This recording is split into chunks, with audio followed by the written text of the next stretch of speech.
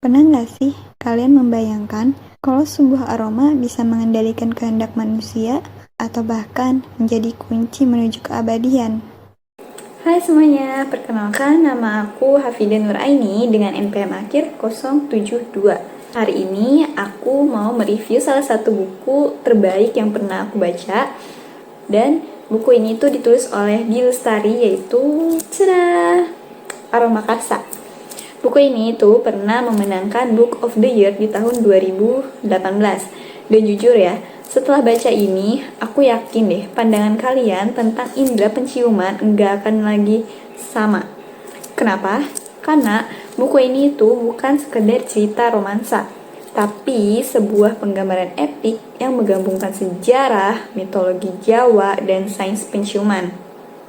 Nah, teman-teman, cerita ini itu bermula dari obsesi seorang wanita bernama Raras Prayagung, yaitu seorang pengusaha kosmetik terkenal yang punya segalanya, kecuali satu hal, Puspakarsa. Nah, Puspakarsa ini apa sih? Jadi, Puspakarsa ini adalah bunga legendaris yang konon cuma bisa ditemukan melalui petunjuk di sebuah lontar kuno dan cuma bisa diidentifikasi melalui aroma. Dari sini, kita bakalan ketemu sama dua tokoh lain. Yang pertama, ada Jatiwesi. Jatiwesi ini adalah seorang pria yang dijuluki si hidung tikus. Dia tumbuh di Bantar Gebang dan punya kemampuan penciuman yang luar biasa. Dia bahkan bisa menguraikan bau apapun hingga ke molekul terkecil loh. Dan orang kedua yang bakalan kita temui di buku ini adalah Tanayasuma. Nah, Tanayasuma ini adalah anak dari Raras Prayagung yang sama-sama punya keahlian di bidang parfum. Tapi, hubungan Tanayasuma sama ibunya ini sangat dingin dan penuh kompetisi. Nah, Jatiwesi ini kan punya kemampuan penciuman yang luar biasa banget ya. Dari kemampuan ini, Raras Prayagung tertarik nih sama kemampuan yang Jati punya. Gara-gara itu, Raras memperkerjakan Jati di perusahaannya. Tapi ternyata Raras bukan cuma minta Jati buat kerja di perusahaannya, tapi Raras turut mengundang Jati untuk mencari Puspakarsa.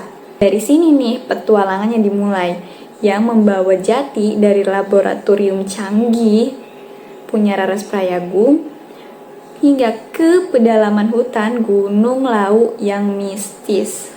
Nah, yang buat buku ini spesial dan wajib banget kalian baca adalah riset D. Lestari yang luar biasa dalam dunia olfaktori.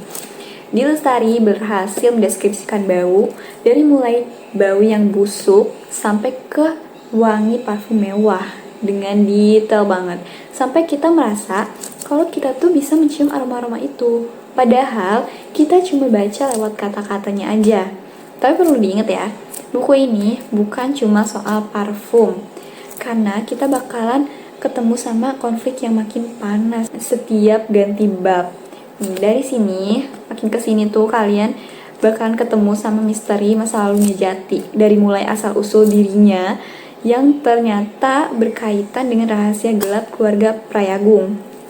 Terus ada lagi nih, ekspedisi mistisnya. Perjalanan menuju Gunung Lau berubah menjadi horor fantasi karena kita akan diperkenalkan pada konsep Dwara Pala dan Mahesa Guning. Nah, secara teknis, Aroma Karsa ini adalah masterpiece dalam hal struktur. Alurnya ini memang maju mundur, tapi dikemas dengan sangat rapi dan banyak banget plot twistnya di sini. Dan dari aku, ada beberapa poin yang patut diacungi jempol. Pertama, tentunya riset yang mendalam, kayak yang aku jelasin tadi, tentang kedetailan cerita ini. Dan yang kedua adalah karakter yang abu-abu.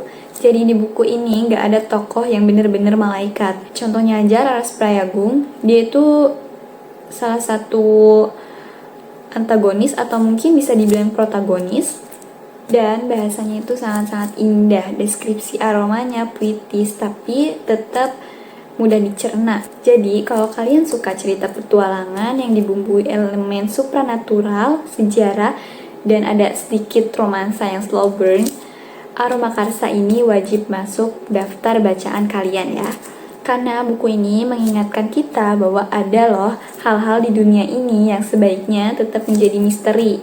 Kadang ambisi untuk memiliki bau Yang sempurna itu justru membuat kita kehilangan kemanusiaan kita. Rating dari aku untuk buku ini tentunya 10/10 karena ini buku favorit aku banget dan kalian harus baca juga. Sekian dari aku. Bye-bye.